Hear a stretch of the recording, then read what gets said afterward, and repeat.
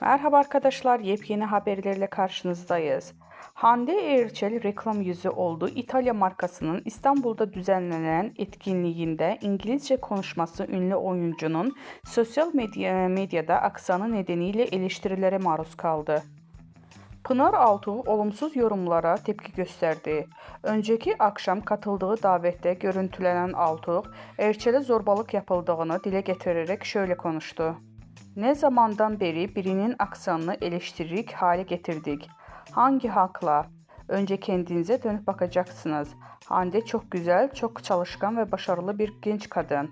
Ben çok beğeniyorum. İngilizce konuşan biri, üstüne üstlük dünyaca ünlü bir markanın Türkiye'deki davetini yapan ve markanın yüzü olmuş bir genç kadın. Başarısıyla gurur duymanız gerektiği yerde hakaret ediyorsunuz.